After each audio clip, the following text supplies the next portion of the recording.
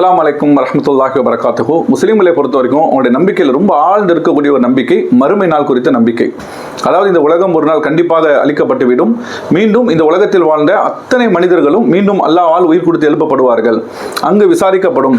அவர்கள் நன்மை தீமை செய்ததற்கேற்றவாறு சொர்க்கம் அல்லது நரகம் என்ற ஒரு வாழ்க்கை அவர்களுக்கு வழங்கப்படும். சொர்க்கம் என்பது இன்பகரமான ஒரு வாழ்க்கை, நரகம் என்பது கடுமையான வேதனைக்குரிய ஒரு வாழ்க்கை. அப்ப இந்த உலகத்தில் ஒவ்வொரு மனிதரும் நல்லவனாக அவன் நடக்கணும், இறைவனுக்கு பயந்து நடக்கணும் என்ற ஒரு அடிப்படையை தான் இஸ்லாம் ரொம்ப ஒரு முக்கியமான ஒரு செய்தியாக சொல்லுகிறது. அந்த மறுமை நாளை குறித்த ஞானம், அதாவது உலகம் எப்போது அழிக்கப்படும் என்பது குறித்த செய்தியை சொல்லும் பொழுது இறைவனுடைய தூதர் சொன்னார்கள், இறை தூதராக இருக்கக்கூடிய எனக்கும் கூட அந்த நாள் எப்பொழுது வரும் என்பது எனக்கு தெரியாது. அந்த நாள் எப்பொழுது என்று சில மனிதர்கள் இறைவனுடைய தூதரிடத்திலே கேட்டார்கள். அப்பொழுது அல்லாஹ்வுடைய தூதர் சொன்னார்கள், அந்த நாள் எப்பொழுது என்பது அல்லாஹ் மட்டுமே அறிந்த ஒரு விஷயம், அடியார்களில் யாரும் அதை அறிந்து கொள்ள முடியாது என்று சொன்னார்கள். இந்த செய்தியெல்லாம் சொன்ன நபிகள் நாயகம் அவர்கள் சொன்னார்கள், ஆனால் நானும் மறுமை நாளும் இரண்டு விரல்களை இணைத்து காட்டி இது போன்று இருக்கிறோம், சமீபமாக இருக்கிறது அந்த நாள் என்று சொன்னார்கள். சொல்லிவிட்டு நபிகள் நாயகம் அவர்கள் அந்த மறுமை நாள், உலகம் அழியக்கூடிய நாள் என்பது வருவதற்கு முன்பாக சில நிகழ்வுகள் நடக்கும் என்று 1400 ஆண்டுகளுக்கு முன்பாக சில முன்னறிவிப்புகளை செய்தார்கள்.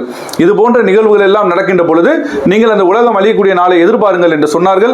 அப்பொழுது அந்த நாள் வருவதற்கு சமீபமாக நாம் சில நிகழ்வுகளை பார்க்கிறோம். நிச்சயமாக இந்த நிகழ்வுகள் எல்லாம் பார்க்கின்ற பொழுது அந்த நாளுக்கு ரொம்ப நெருக்கமாக நாம் இருக்கிறோம் என்பதை நம்மால் உணர்ந்து கொள்ள முடியும். அது போன்றே பல அடையாளங்களை நபிகள் நாயகம் அவர்கள் சொல்லி இருக்கிறார்கள். அது போன்ற அடையாளங்களை அடுத்தடுத்த நாட்களை தொடர்ச்சியாக நம்ம பார்ப்போம்.